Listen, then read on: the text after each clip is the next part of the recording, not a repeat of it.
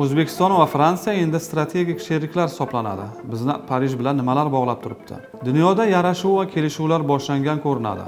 Suriya, Kavkaz va Markaziy Osiyoda urushdan ko'ra o'zaro hamkorlik foydali ekanligini anglab yetishyapti. Assalomu alaykum. Ortda qolayotgan haftaning eng muhim voqealar tahlilini e'tiboringizga havola etamiz. O'tayotgan haftaning eng muhim voqeasi O'zbekiston va Fransiya o'rtasida strategik sheriklik munosabatlari o'rnatilgani bilan bog'liq. O'zbekiston prezidenti Shavkat Mirziyoyevning 11-14 mart kunlari Fransiya Respublikasiga amalga oshirgan tarixiy davlat tashrifi davomida shunday kelishuvga erishilgan. Davlatimiz rahbari Parij shahrida Fransiya prezidenti Emmanuel Macron bilan samarali muzokaralar o'tkazdi. Yangi O'zbekistondagi islohotlarni qat'iy qo'llab-quvvatlab kelayotganingiz, doimo yelkadosh ekanligingizni ham yuksak baholayman va alohida qadrlayman. Betakror va muhtasham Yelisey saroyida munosabatlarimiz salnomasini oltin harflar bilan yozilayotgan voqea sodir bo'ldi. Hamkorligimiz strategik sheriklik darajasiga ko'tarildi. Sammit yakunida strategik sheriklik munosabatlarini o'rnatish to'g'risida qo'shma deklaratsiya, shuningdek, hamkorlikning turli yo'nalishlari bo'yicha bitimlarning salmoqli to'plami qabul qilindi. Prezidentimiz shuningdek, Fransiyaning yetakchi kompaniya, bank va tashkilotlar rahbarlari bilan davra suhbatida ham ishtirok etgan. Umumiy qiymati 6,5 milliard yevro bo'lgan aniq kooperatsion loyihalarni amalga oshirishni nazarda tutuvchi investitsiya va innovatsiya sohalarida hamkorlik dasturi qabul qilindi. Bu loyihalar kritik mineral xom ashyolarni qazib olish va qayta ishlash, energetika, infratuzilmani rivojlantirish, transport kabi sohalarni qamrab oladi. Jumladan, Toshkent shahriga yana tramvay transporti qaytishi mumkin va bu borada ham Fransiya bizga yordam bermoqchi. Fransiyada O'zbekiston prezidenti ikki tomonlama hamkorlikni rivojlantirishga qo'shgan salmoqli hissasi uchun Fransiya Respublikasining oliy mukofoti Faxriy legion ordeni bilan taqdirlandi. Tashrif doirasida Fransiyaning qator yuqori mansabdor shaxslari bilan ham uchrashuvlar o'tkazildi. Shunday uchrashuvlardan birida Parij shahri ko'chalaridan biriga Samarqand nomi berilishi ma'lum qilindi. UNESCO bosh direktori Audrey Azoulay bilan muzokaralarda hamkorlikni rivojlantirish istiqbollari hamda tashkilot bosh konferensiyasining Samarqand shahridagi 43-sessiyasiga tayyorgarlik ko'rish masalalari ham muhokama qilindi. O'tayotgan hafta nafaqat urush va mojarolar, balki ko'ngilga quvonch baxsh etuvchi yarashuv hodisalariga ham boy bo'ldi. Jumladan, mamlakatimizga qo'shni ikkita davlat, Qirg'iziston va Tojikiston o'rtasida davlat chegarasi to'g'risidagi shartnoma imzolandi. Уверен, что подписание договора о государственной границе между Кыргызстаном и Таджикистаном станет судьбоносным историческим событием, которое будет воспринято с воодушевлением как народами наших стран, так и широким международным сообществом. Сегодня мы примем историческое решение по вопросам границы между нашими странами.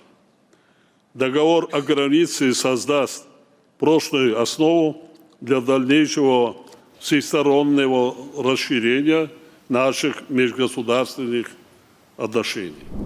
Tojikiston Qirg'iziston chegarasida 2021-yildan buyon yopib qo'yilgan ikkita nazorat o'tkazish punkti faoliyati qayta tiklandi. 14-martdan Bishkekdan Dushanbe va Xo'jandga aviaqatnovlar yo'lga qo'yilishi ma'lum qilindi. Bu yangiliklar Tojikiston prezidenti Emomali Rahmonning Bishkekka davlat tashrifi doirasida amalga oshirilgan. Ikki davlat rahbarlari shuningdek 2021-yil bahoridan beri qurolli mojarodan keyin yopilgan Tojikiston-Qirg'iziston chegarasidagi Qizilbel va Qayrag'och nazorat o'tish punktidagi faoliyatini qayta tiklashga qaror qilishdi.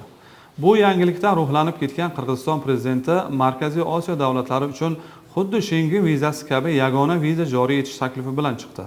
Bu va boshqa yangiliklar quvonchli tashabbus albatta. Biroq haqiqatga tik qaraydigan bo'lsak, Markaziy Osiyo davlatlari o'rtasida o'zaro hamkorlik, do'stlik va ochiqlik munosabatlari o'rnatishning ilk tashabbuskori va bu tashabbuslarni bevosita birinchi bo'lib amalga oshirgan siyosatchi mamlakatimiz prezidenti ekanini esga olishimiz kerak.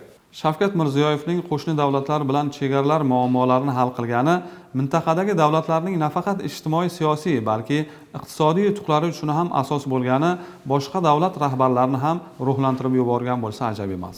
O'zaro yarashuv bilan bog'liq xushxabarlar yarim asrlardan beri Asadlar zulmidan ezilib kelgan, endilikda ozodlikka erishgan jafokash Suriya zaminida ham yangradi.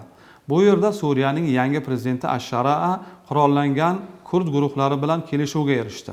10 mart kuni mamlakatning yangi hukumati va Suriya demokratik kuchlari SDK o'rtasida Suriya shimoli sharqidagi kurd muxtoriyati fuqarolik va harbiy institutlarining Suriya hukumatiga birlashtirish bo'yicha kelishuv imzolandi. Unda nafaqat chegara postlari va aeroportlar, balki neft va gaz konlari ustidan nazorat o'rnatish masalalari ham belgilab qo'yilgan. SDK bilan imzolangan kelishuv bir tomondan yangi hukumat uchun iqtisodiy va xavfsizlik nuqtai nazaridan muhim qadam hisoblanadi, chunki u hukumatga neft va gaz resurslarini nazorat qilish imkonini beradi.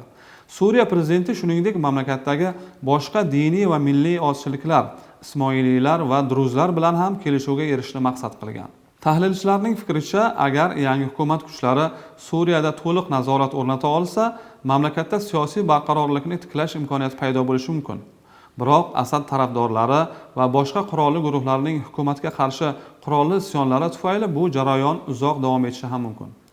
Qolaversa, turli asossiz bahonalar bilan Suriyaga bostirib kirgan va ayni paytda qadam-ba-qadam Suriya yerlarini egallab olayotgan Isroil, shuningdek, sobiq diktator Bashar Asad kabi siyosiy qo'g'irchoqlari ag'darilganidan alamzada bo'lib turgan Rossiya va Eronning provokatsiyalari ham Suriyani yana fuqarolar urushi girdobiga tashlashi mumkin degan xavotirlar ham mavjud.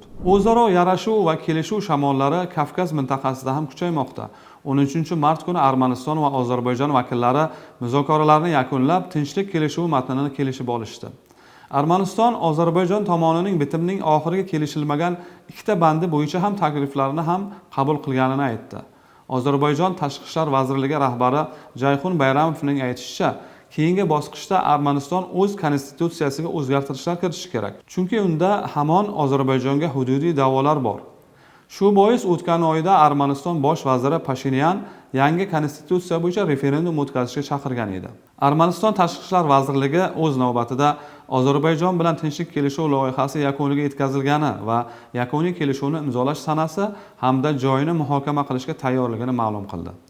Armaniston va Ozarbayjon 1980-yillarning oxiridan beri, o'sha paytda Ozarbayjonning asosan armanlar yashaydigan mintaqasi bo'lmish Tog'li Qorabog' Yerevanning qo'llab-quvvatlashi bilan Bakudan ajralib chiqqanidan beri bir qator urushlar olib bordi. 2023-yil sentyabr oyida Ozarbayjon Tog'li Qorabog'ni qaytarib oldi. Bu hududning de facto 30 yillik mustaqilligiga chek qo'ydi. O'shandan beri ikkala tomon ham mojaroni rasman tugatish uchun shartnoma imzolamoqchi ekanliklarini aytishgan. Lekin muzokaralar sust kechayotgan edi va rivojlanishi sekinlashgan edi. Ta'kidlash kerak, bu mamlakatlar rasmiy diplomatik aloqalarga ega emas va ularning 1000 kilometrlik umumiy chegarasi yopiq va kuchli harbiylashtirilgan holatda bo'lib qolmoqda. Ozarbayjon bilan munosabatlarni yaxshilash Yerevan uchun yana bir imkoniyat. Turkiya bilan aloqalarni rivojlantirish eshigini ham ochadi. Ekspertlarning aytishicha, o'zining ikki qudratli qo'shnisi bilan siyosiy-iqtisodiy munosabatlarni rivojlantirish Armaniston uchun faqat foyda keltiradi xolos. Va Armaniston bosh vaziri Pashinyan ham buni yaxshi anglagan holda to'g'ri yo'ldan bormoqda. O'z mamlakati kelajagi uchun o'ta zarur tarixiy qarorlar qabul qilmoqda. O'tayotgan haftada ro'y bergan muhim voqealar tahlili asosan ana shulardan iborat edi.